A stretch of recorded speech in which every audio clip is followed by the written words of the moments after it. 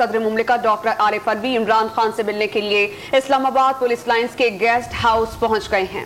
مزید جانتے ہیں ڈان نیوز اسلام آباد کی چیف رپورٹر ثناء اللہ خان سے۔ ثناء اللہ، بتائے گا اس ملاقات سے متعلق کیا معلومات ہیں اور صدر کے ہمراہ کون کون پہنچے ہیں ملاقات کے لیے؟ دیکھیں، صدر کے ہمراہ تو کوئی نہیں ہے، وہ خود ہی آئے اور ان کا جو سیکورٹی کا عملہ ہے وہ ہے، لیکن آج سپریم کورٹ میں جب یہ فیصلہ سنایا گیا تو وہیں پر ملاقاتیوں کے نام دیے گئے تھے، اور اس میں دلچسپ بات یہ ہے صدر پاکستان کا نام نہیں دیا تھا عمران خان نے، بلکہ انہوں نے اپنے وکلاء کے اور جو ان کی زوجہ ہیں بشرا بی بی اور ان کے 2 میٹس کے نام دیے تھے۔ تو وہ وکلاء تو پہلے سے موجود تھے اور صدر پاکستان نے اچانک ملاقات کا یہ پلان بنایا اور وہ یہاں پر پہنچے ہیں۔ اس میں یقیناً وہ ان کی جو گرفتاری ہے اس کے حوالے سے ہی بات کریں گے، اور جو کچھ ملک میں گزشتہ 2 روز کے دوران ہوتا رہا ہے اور جو پی ٹی آئی کی اسٹریٹجی ہے اس کے بارے میں بھی بات کریں گے۔ اور یہ بھی ہمیں ذرائع بتا رہے ہیں کہ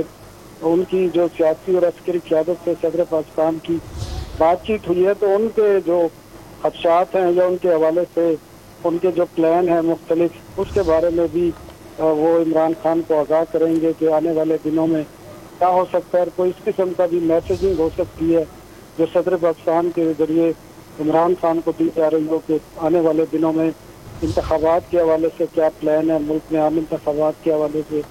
یا کوئی اور اسٹریٹجی ہوگی جس کے بعد صدر پاکستان اس ملاقات میں وہ پیغام بھی جو ہمیں ذرائع بتا رہے ہیں وہ دیں گے۔ اور یہ ملاقات کیونکہ وہ اس وقت وہ پہنچے ہوئے ہیں، ملاقات بھی ہو رہی ہے، تو اور اس کے ساتھ وکلاء بھی موجود ہیں، کیونکہ آج جب انہیں ہائی کورٹ میں پیش کیا جانا ہے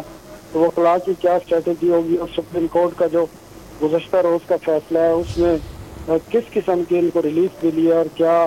ان کے خدشات ہیں، اور کیا ہو سکتا ہے جو آج وہ وہاں پر سماعت ہونی ہے ہائی کورٹ میں اور سپریم کورٹ میں آیا۔ یہ بھی دیکھنا ہے کہ جو ان کا ریمانڈ دیا گیا ہے احتساب کورٹ کی طرف سے، وہ بھی اس فیصلے سے ختم ہوتا ہے